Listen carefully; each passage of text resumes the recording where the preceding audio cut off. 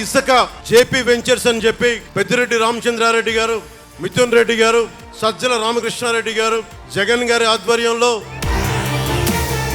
వాడు బలిసిపై కొట్టుకుంటా ఉంటాడు. ఎవడైనా సరే బలిసిపై కొట్టుకుంటా ఉంటారు. ఇసుకలో దందా చేశాడు పెద్దిరెడ్డి, 40,000 కోట్లు దోచేశాడని చెప్పారు. మరి ₹1 తినింటే ₹1 దోచేస్తుంటే ఎందుకు కానీ యాక్షన్ తీసుకోలేదని అడుగుతా ఉన్నాను. విన్నారుగా, మాజీ మంత్రి పెద్దిరెడ్డి రామచంద్రారెడ్డి నేరుగా పవన్ కళ్యాణ్కి విసురుతున్న సవాల్ ఇది. ఇసుకలో 40,000 కోట్లు దోచేశారని చెప్పావు, ఎర్రచందనం దొంగల్ని స్మగ్లింగ్ చేస్తే వాడిని నేపాల్లో పట్టుకున్నారని చెప్పావు. మరి ఇప్పుడు నువ్వే డిప్యూటీ సీఎం ఏం చేస్తున్నావు అని ప్రశ్నించారు పెద్దిరెడ్డి రామచంద్రారెడ్డి. ఆయన తానా అంటే ఉప ముఖ్యమంత్రి గారు పవన్ కళ్యాణ్ గారు తందానా అంటాడు. అప్పుడే ఏదో జరిగిపోయింది, మొత్తం దోచేశారు, దీని మీద ఎంక్వైరీ చేస్తూ ఉన్నాం, తగిన చర్యలు తీసుకుంటామని చెప్పాడు. ఇదే పెద్ద మనిషి ఎన్నికల ముందే చెప్పాడు 40,000 కోట్లు ఇసుకలో దందా చేశాడు పెద్దిరెడ్డి, 40,000 కోట్లు దోచేశాడని చెప్పారు. మరి ₹1 తినింటే ₹1 దోచేస్తుంటే ఎందుకు కానీ యాక్షన్ తీసుకోలేదని అడుగుతా ఉన్నాను. ఏ విధమైన యాక్షన్ తీసుకోకుండా మా ఫైల్స్ చూస్తే తెలుస్తుంది మీకు ఏం రాశాను నేను అని చెప్పి. మరి ఆ విధంగా రాసినాను కాబట్టి ఈరోజు నన్ను ఏది ఎదిరించలేకుండా దాని గురించి మాట్లాడడం లేదు. ఇదే పెద్ద మనిషి ఆ రోజు ఎన్నికల్లోనే నేను రెడ్ శాండిల్ అంతా కూడా ఎక్స్పోర్ట్ చేశాను, ఆయన చేసిందంతా కూడా నేపాల్లో పట్టుబడి ఉంది, దాని మీద మేము అధికారంలోకి వస్తానే చర్యలు తీసుకుంటానని చెప్పాడు ఇదే పవన్ కళ్యాణ్ గారు.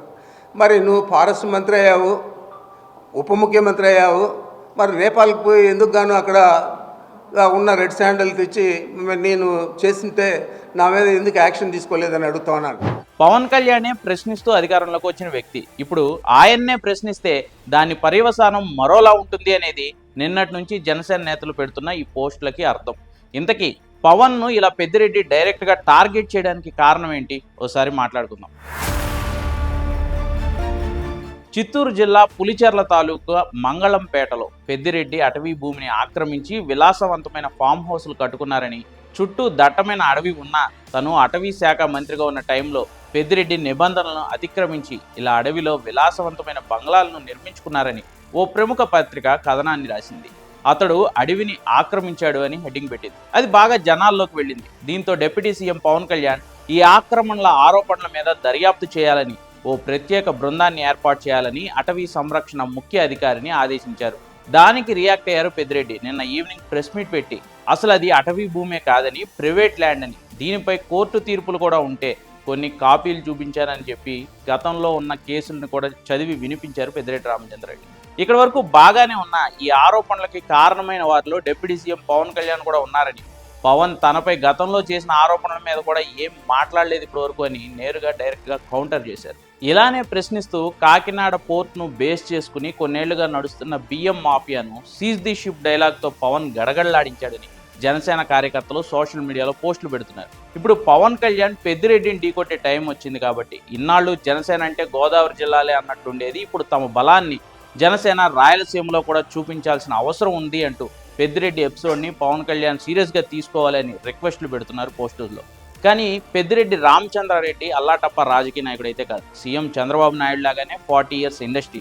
చంద్రబాబుకు చిత్తూరు జిల్లాలో ఓ రకంగా ప్రధాన ప్రత్యర్థి పెద్దిరెడ్డి రామచంద్రారెడ్డి. వెంకటేశ్వర యూనివర్సిటీలో చదువుకుంటున్నప్పటి నుంచి చంద్రబాబుకి పెద్దిరెడ్డికి మధ్య ఫైట్ అంటే ఫైట్ అంతే.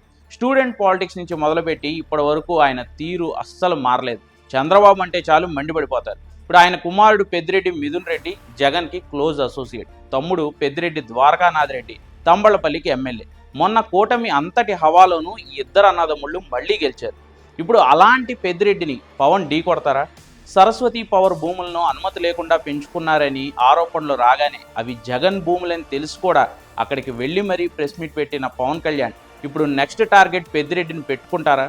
పెద్దిరెడ్డి అటవీ భూములను దోచుకుని విలాసవంతమైన భవంతులు కట్టుకుంది నిజమైతే సీజ్ ది షిప్ లాగా సీజ్ ది ఫారెస్ట్ అంటారా? Let's wait and see.